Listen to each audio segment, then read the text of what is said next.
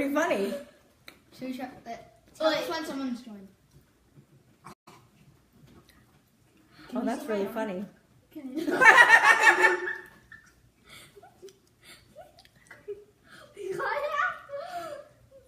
I have two little. Tell us when someone is like, where are the two little pumpkins.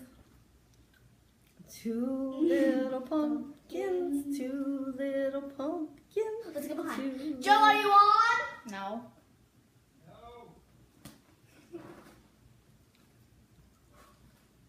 I see us. Yo. Oh. Hi, you on, Joe?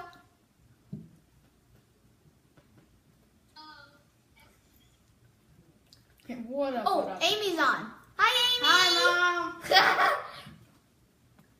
All right. So we are live, as you can see. With one person. I thought we talked about the no interrupting. Okay, yes. So as you can see, I have two delightful little people behind me. And we are here tonight to talk about Hurricane Irma. I have some thoughts on it, and my little people have some thoughts on it. This is my daughter Peyton, my nephew Justin. You know, listen, Hurricane Irma, we got to be flexible during this time. All right, sit still. Look that way. This is your big moment. All right. So, I think this week, leading up to this hurricane, the week after the hurricane, I think a lot of lessons have been learned, hopefully, and that we can walk away with better perspective. But for those of you who were not in Florida, who will be watching this, I wanted to just give you the scenario of leading up to this hurricane that hit us on Sunday. So last week, I think it was Wednesday, we got the news that the hurricane, or actually, I'm sorry, because I had posted something on Facebook on Monday saying that the shelves were already empty with water. So it was a very early onset of chaos that had sort of broken out. The hurricane didn't actually hit us till Sunday, and stores were already sold out of water the Monday, like a week before. So, and Joe was out of town, and I would say probably by the time Thursday rolled around, water was completely sold out, gas was completely sold out, and they had made their last drop off into the ports to give any gas, and whatever wasn't there, wasn't there. And I said, I felt a little trapped. All of a sudden, anxiety really started kicking in for a lot of people because you couldn't get out, you couldn't get any more plane tickets out. There was no gas if you were trying to get out, all up and down the state of Florida, because this hurricane was so big, it was the size of Florida, that we knew it was gonna pretty much demolish the state. And no water, no way out, no gas, and you kind of feel trapped. I felt like it was the end of the world, kind of, and you know, everyone's busy. There's a lot of frenetic energy in the city, in the towns, in the state that surrounding that time, and you get kind of crazy because you have to sort of lock yourself in, and you get no sunlight. With the way it works is the hurricane shutters shut and they're metal, and you actually get no sunlight into your home, and you do, unless you have hurricane windows, which are can sustain winds up to like 150 miles per hour. Unless you have that, you really can't see out. So that's what we sort of were dealing with. You get cooped up in a house, and now this storm was moving quickly. It went rapidly through the Caribbean, and then it sort of slowed down and was putting its way into Florida. And the longer it stays put like that, the longer you're cooped up. And so some storms, I think when it went through St. Martin, it was in and out like in 5 hours. Now, of course, it demolished that island, but it was in and out. It took over a day for it to pass over us. It was just hovering over us. And so that sort of sets the scenario for those of you who don't live here, what it's like to prep for a hurricane. It's sort of like Okay, this is how I felt. I know this is going to sound very dramatic, but it's sort of like how I pictured the people on that U.S. air flight for Sully when they knew that the plane was going down and you're just literally waiting to crash. That's how I felt. And you don't know how big this hurricane is going to be, so that kind of messes with your emotions. And anybody that's lived in Florida long enough has lived through a hurricane, and not having power and things like that are very scary, and trees coming into your house, things like that. It gets very frightening. So anyway, I just wanted to sort of set up the scenario and let you guys in on what it's sort of like to be packed into a house. So in addition to the no light and sunshine into the house, my sister lives in Miami with my darling nephew and his brother, and they live in Miami, which was supposed to be hit head on. So I had a tremendous amount of anxiety about them losing their house leading up to it. I couldn't get down there and help her, and to board up the house. It took them 16 hours to board up the house. So that was a lot of stress and anxiety on all of us, wondering if her house was going to make it. In the state of Florida, after Hurricane Andrew, they changed the building codes, but my sister's house was not built prior to that. So I was nervous that she was going to get home to a roofless house. So that's kind of what it's like leading up to a hurricane. My dear best friend, Karen Lampert, who's on right now, told us that we could stay in her house. She has a full house generator, and that makes a big difference. So we were going to ride out the storm there and have like a big pajama party, and then the hurricane went west and it got downgraded for us. So we ended up staying home and riding it out together in my house. And there were many instances where we had tornado warning. So I actually wanted to ask you guys. This is where I want you guys to talk. What I wanted to know was, were you scared leading up to the hurricane? Were you scared? Yeah, because when we went to yoga on Tuesday, I don't know, but after I went home, packed my emergency suitcase back, I put mommy's teddy bears in there, I put my blankies, my duckies, my iPad, my headphones, my phone, charger, blah, blah, blah. And I also had a little bag for my back where I could put food and water in. Right.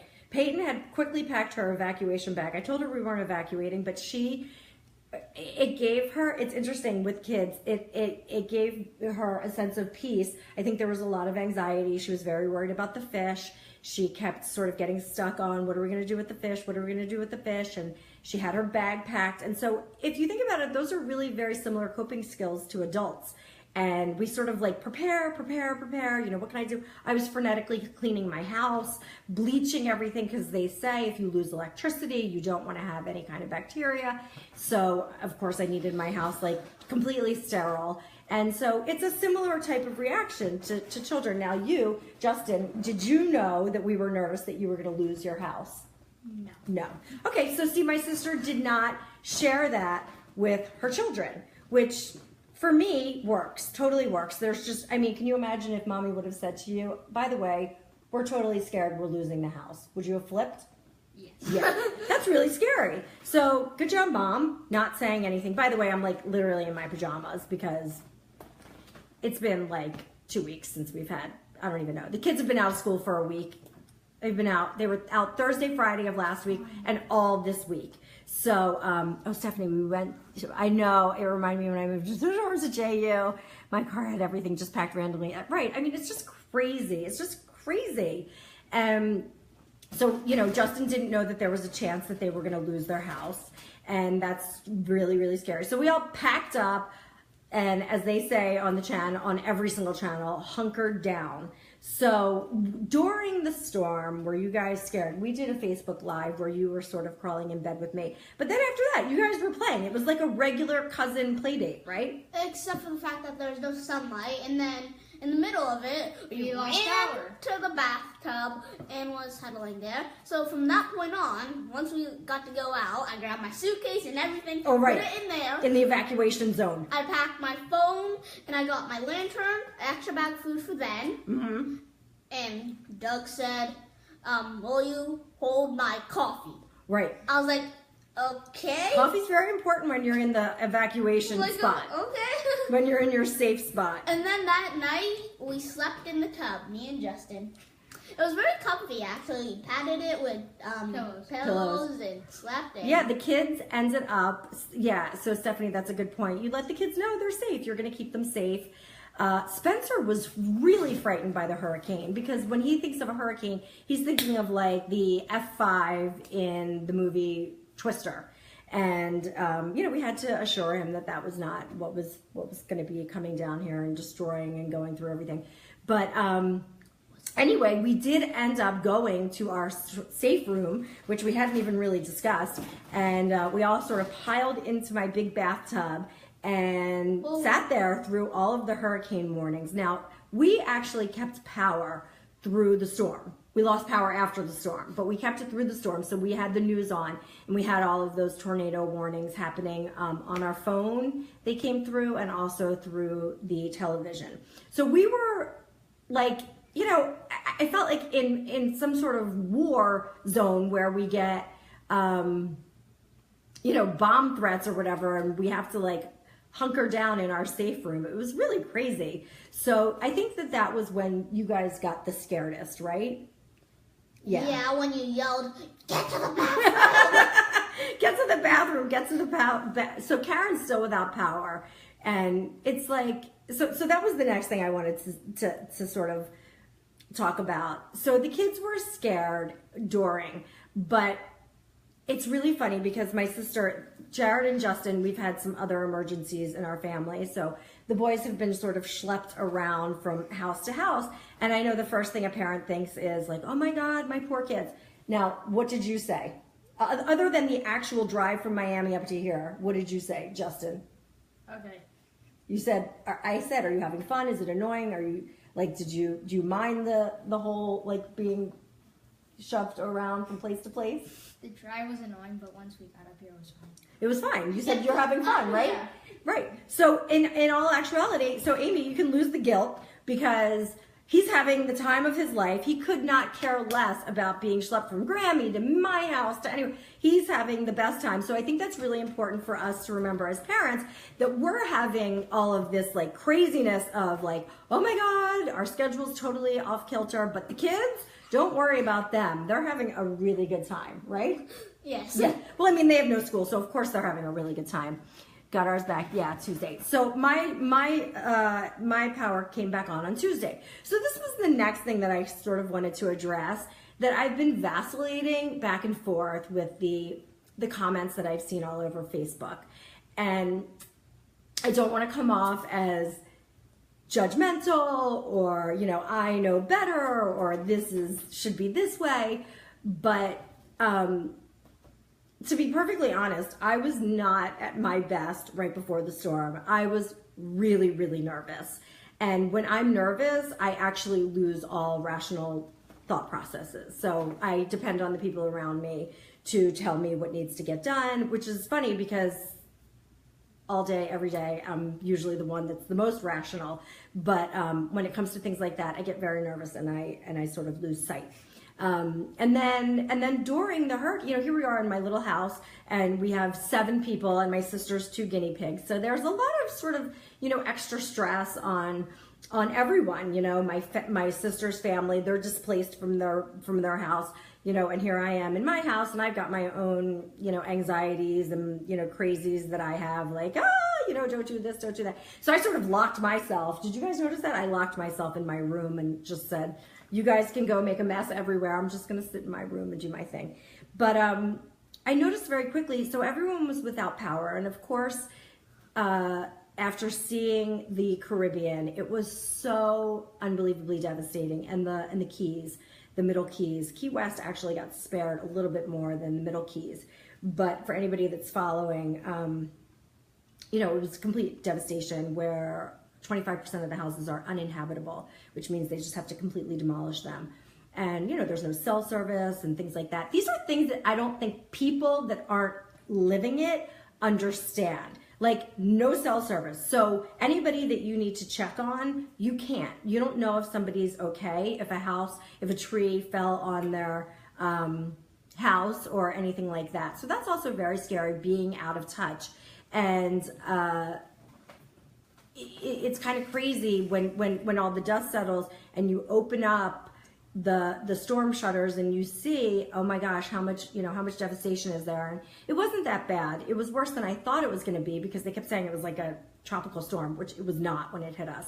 But anyway, my point is that the kids do well. I think the parents, we like our schedule. We like to get things, done the way that we like to do them. But the thing that has upset me the most is to see how mean people have been online. So everyone keeps saying, be so grateful that the only complaint you have is no power. And I get that from an outsider's point of view. Listen, I've had power since Tuesday morning, and I still think that it's horrendous what people are having to live through. And, people are like, oh, that should be the worst problem, blah, blah, blah, blah, blah. It is, on some people's thermostats, it's reading 100 degrees, 106 degrees. That is not livable. We have just had a story that made BBC headlines last night about 8 elderly people dying. And you're not talking about 90-year-old people. One was 71, one was 78. I just saw on Facebook somebody's dog died last night. These are not, you can't live like this. You can't expect people to live like this after they've just suffered the trauma of going through a hurricane and the anxiety that goes with it. So I just would like to caution people to reserve their judgments for another time. This is not the time, and everyone needs to show tremendous patience right now. And the thing that I think that I like to really bring to the table and bring home often through my parenting groups are, us being parenting pioneers, is validation. And I think that when someone is sweating their ass off in their house, probably dehydrated, losing their mind, they haven't seen daylight in a couple days, and then they are without power, you start to lose your mind, and people are being unfair. And yes, it would be nice if in a perfect world we could say, oh, we had such beautiful family time, and I know, Stephanie, you said you did, and it's great, but you know what? At some point, enough is enough. And I'm here to tell you, if any of you need permission for that, to say enough is enough, I would like to give it to you, because I think that it is unfair what people are asking, and I think that, am I boring you? No, I'm tired, so I was yawning. I would like to let those people know who have had to cope and deal and be displaced. And yes, they have their home intact, and I'm so happy that they do, but that it is not completely adorable to sustain that kind of living in this kind of heat. And having come from up north, where we have snow days and blizzards and things like that, where I remember we were out of school for a week, never in a million years would the power company think of leaving an entire state without electricity to heat themselves. For some reason, the air conditioning just doesn't seem as important as heat. But it's a really, really big deal down here. And then on top of it, you're expected to go to work, which, by the way, is like, at that point you want to, because at least you'll be in air conditioning. But, it's a really, really stressful time. So I guess my point is, A, to educate the people that are not living here and let them know how unbelievably stressful it has been for all of us for over a week, because we've been dealing with this, for a while now. We're now in our second week. And also for me to say thank you so much. I'm so appreciative of everybody that reached out to me.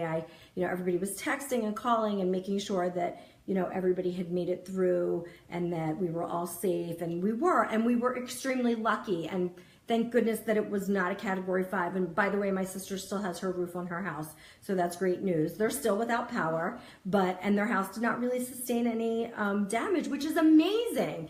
And What's that? There was no water. No water, right.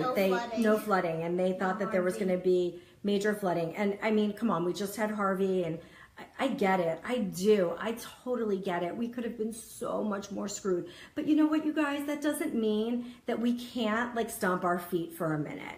And this is what I teach my children. This is what I myself practice. Now, do I say sit here and stomp your feet for a week?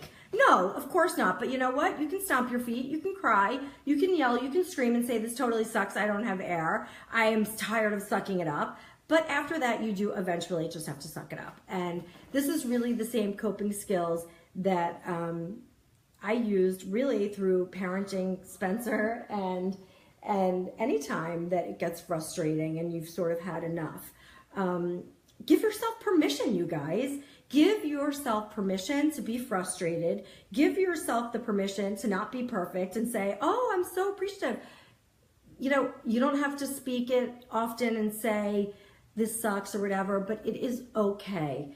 Feel it, get with it, and then just move on and let that be that. But so that was really all I wanted to do and say, and give you guys a sneak peek into the little kitties' minds of what it's like to be going through a hurricane, because this was really your first hurricane.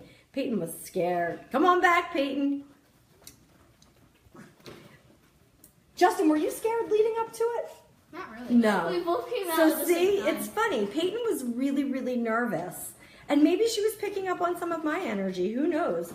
But mommy nervous? Mommy was nervous. But we are twins. We're twins. Ish. So what I feel, you feel, right? I'm like twins-ish. We're twinsies, totally. Like, So anyway, that was really all I Mine. want. I didn't really, it did suck, but we made it the best of it. Of course, Stephanie. I mean, I followed your whole thing the whole time, and you had such a good attitude, and it was amazing. But it's tough, and I just wanted to say that I'm glad we all made it out, and that our kitties made it out, and that we survived, and that, thank goodness, it was not worse than it was. Nonetheless, still not adorable. Dade County doesn't even have a date to go back to school yet. And I can't even imagine anyone in the Keys going to school there. They're going to have to be bused to like Dade where's County, Dade County? where Justin and Jared are from. Miami. Oh, Miami County. Yeah, Palm Beach County goes back on Monday. So we missed 7 full days of school. Girl, I don't remember ever missing 7 days of school for snow. And we still have our Thanksgiving 1 week break and winter break. Let me and tell you spring something. break. They're going to feel it at the end of summer when they have to make it up in the heat. Oh, it's not going to be cute. They're having a good time now, but those days are not free. Yes, look at those faces. So 7 days of school. That's a week and a half of school that they were out for this hurricane. So anyway, that is it. I just wanted to say hi, check in with you guys since I was sort of MIA during the whole week before. I was supposed to do a parenting presentation, and that got canceled. And then, of course, the Facebook, I wasn't going to do it. We were prepping. So that is it. You guys got to meet my darling daughter, my adorable nephew. And thank you. And that's, oh, wait, this was one more thing I wanted to say. And accept the help that is being given to you. So my friend Karen asked us to come over, and you know what? I was like, oh, hell yes. Oh, hell yes, I'm coming over. I will not say no to that offer. So to be able to say yes graciously, I know it's hard for us superheroes to take any kind of help, but take it and enjoy it. Oh, Peyton has a question. Yes, Peyton. Did Wilma survive with the generator? Wilma's back home, yeah. Oh, she fled? She fled. A lot of people fled. Half my class Glad everyone's fled. okay. Okay, so anyway, that is it. Unless you guys have any questions for the kiddies, I always think it's fun to have kids because then you can ask them anything you want. Right, I know, Steve, a lot of people refuse to come. It's terrible, and We even saw electric. yes, I told you, Karen, you can come over tomorrow for lunch. I told you the whole time I would have even done it for you. So it's, you know, and then once you get power, you feel so helpless because all you want to do is help people and nobody wants help, but it's terrible. What? I have a statement. And yes, Karen, come over. What? We even saw people from Michigan. Michigan and North Carolina. Yep. Electrical people. Everybody and then came. when we were coming home, there were just like 10 cars of Yep. electrical guys just sitting there waiting Yeah. to find out where they're going next. And the, you know, something else that I'd like to address is as frustrated as we are, that I think it's really important if we're gonna bitch about our circumstances that we should do something about it. Oh, We God. can, I saw something where the mayor of Boca Raton said she would like to bury all of the electrical lines in Boca. So I think that it's time that our representatives hear from us, and I think it's important that we do something. Obviously not today while we're still without power and we're sort of reeling from all of this. I have a completely empty refrigerator and freezer. We have to get back to our old normal. And we have to get back to our old normal. But I think once the dust has settled, that we should put a couple steps, put our feet in front of us and make some headway with some legislation or FP&L or something, because you can't just be without electricity like this. It's not safe. I believe it's not safe down here in South Florida. So that's where I stand, and I'm going to be contacting my representatives because I would like to see something change. So that is it for me tonight. My loves, thank you so much for joining me. And I hope that you guys, whoever's out there who doesn't have electric, probably is not tuning in except for Karen tonight. I hope you guys get your electric back soon. I love you all. And we have a way that we're going to sign off tonight. I have a question. What? I'm horrible at keeping a straight face, so if I'm on next time, this face is not gonna be straight. Okay. I can't keep. I was playing Game of Life with Ashley, and she's like, "Oh, you have to tell a joke," and I couldn't even. No. I couldn't The even, guilty face. I couldn't even tell the joke without keeping a straight face, because the thing is, if I laugh and before she laughs, then I had to give up all my money, and I couldn't. Okay. Anyway, we're going to sign off. We have a sign off. Go to the right, okay? 1. Have a good night, you guys. 1, 2, 3. Dab! Did I do it right? Yeah. Did I do it right? I wake up in the morning and I dab. Wait, All right, this is guys. Preston and his McLaren with the disc track.